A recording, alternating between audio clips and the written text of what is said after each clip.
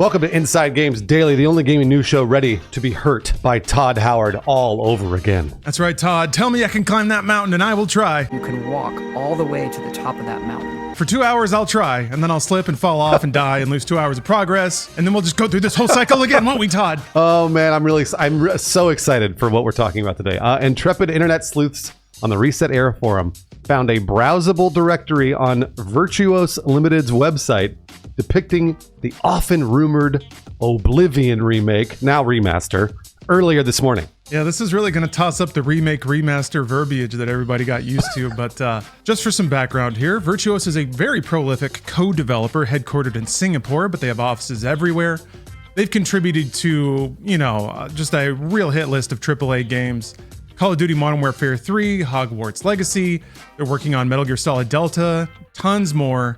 So they are pinch hitting for nearly every game that's on the top of the budget list. Oh man, that's so cool. I actually didn't know that. That's awesome. The images for this Oblivion remake or remaster, whatever you want to call it, show direct comparisons between 2005 Oblivion and the as yet unannounced remaster, because this is literally just all leaks. Nobody actually has any official word on this. Yeah, and as somebody who used to be pretty crackhand with WordPress, I recognize the file structure, and yes, even if you have a post that's uploaded and ready to go, the images are still sitting there if anyone decides to look at the directory. So here's a fun bit though. One of the images depicts a deluxe edition, because everything's got a deluxe edition now.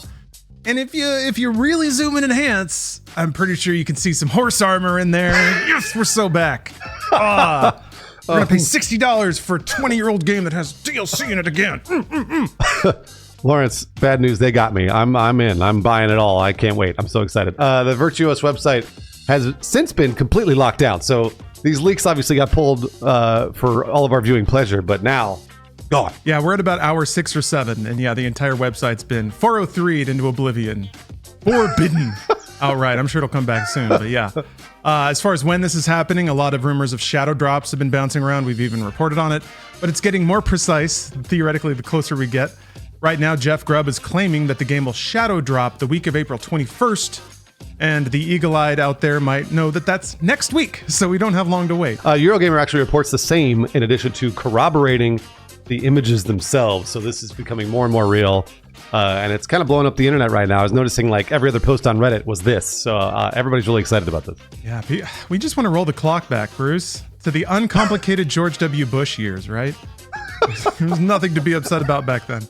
Anyway, like we alluded to, rumors of this remake, remaster, whatever, they've been bouncing around for a long time. We actually first heard about this back in 2023 as part of the Microsoft versus FTC lawsuit. Oh yeah, since then, leaks have been steady with increasing clarity. Like Lawrence said, we reported on this, I want to say a few weeks ago. It felt a little kind of not fake, but it didn't feel so real a few weeks ago. And now, right now, this feels like it could be maybe next week or maybe in a few weeks. I wonder if the leaks are now pushing the release date a little further down. Like, I don't know. I'm not sure. Yeah, it's always interesting. You'd like to think a shadow drop is timed with something else, or they just thought it would be a fun surprise and maybe look at some spontaneous Game Pass subscribers dropping it out of nowhere. Yeah, maybe it's just like a little dead period. They could drop a little present for folks. Who knows? But we do have some details about the remaster/remake. Yeah, in January, MP first sourced a former Virtuos employee in reporting some details about this remaster. Yeah, some of these details are pretty vague, but they're promising because while I think everyone might have a very rose-tinted memory of Oblivion, playing it nowadays might be a little rusty. So there's kind of a loose list of things that they've adjusted accordingly. First on the list is blocking. Apparently that's been improved with ideas taken from Souls-likes or other modern action games. I wonder if that means there will be a parry. You think we'll have a bong and like a slow-mo in Oblivion? Wouldn't that be cool? That would be pretty wild, actually, in a Bethesda game. That'd be super strange. Also, sneaking and sneak damage has been reworked, so stealth archers, here we come. Yeah. You think surely you could still do the bucket trick, right? Oh, they've got to. They must have left it in. They have to. Apparently, the stamina system's been reworked to be less frustrating. Knockdowns are less common when you're at low stamina. I don't remember getting knocked down a lot when I played Oblivion, but I think after a while I just started ignoring all the combat. I just ran from everything, so. The HUD changed to make it easier to understand and aesthetically pleasing to younger players, Gen Z. I do wonder what that means. It's not like Oblivion's UI wasn't ugly. It was just kind of basic. So anyway, they've added hit reactions to improve damage response. So now when you smack someone with a sword, they'll actually go like, "Ugh," or something like that, as opposed to just staring you dead in the eyes until their HP is gone and they collapse. Oh man, I love these games. Our archery changed to be more playable in first and third person perspectives. Again, stealth archers, here we come. Here we come. Yep, one-shotting everything in the game. As long as you're chain drinking critical potions or whatever the hell out of. It's been a while since I played Oblivion, but it's a good time. Yeah, I think this will be really interesting. I think if ideally a remaster, remake, whatever we're calling this now, ideally it it makes the virtues of the original game appreciable for a new audience in a modern format. But so much of Oblivion's charm was its scope at the time and its jank.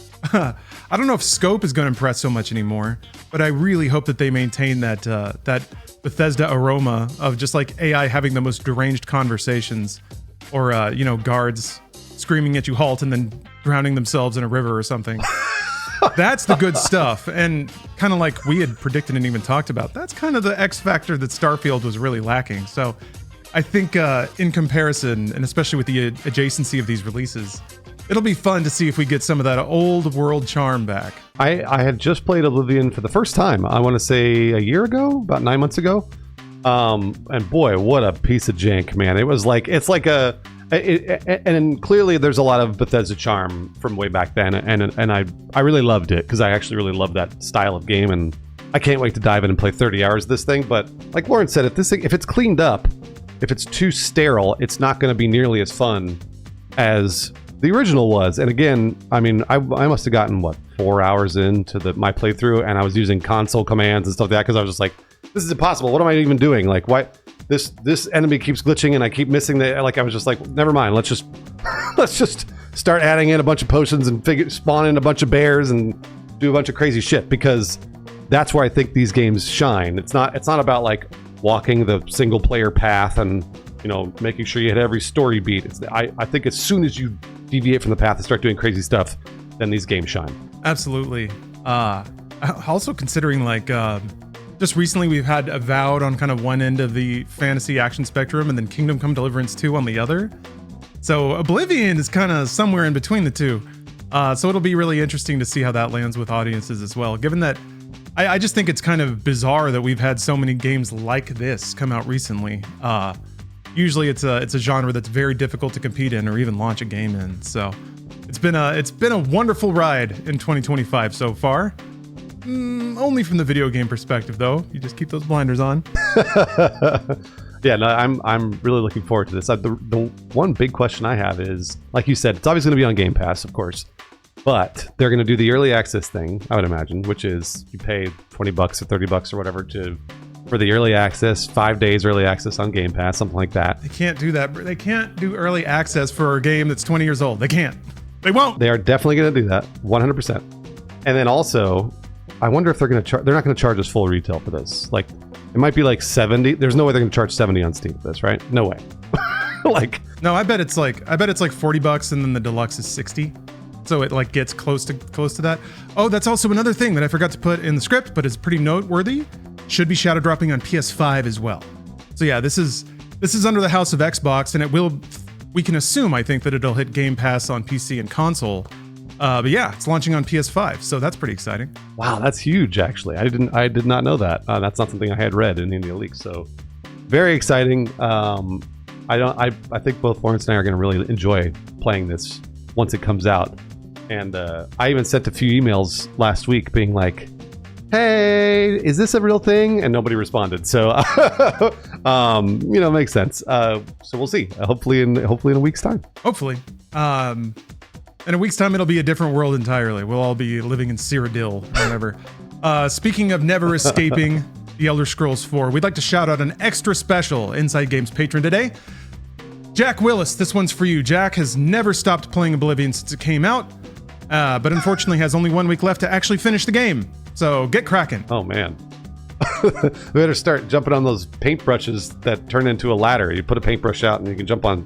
That glitch still existed a few months ago and I played it. Hopefully it'll still be in the remaster. extra weird stuff.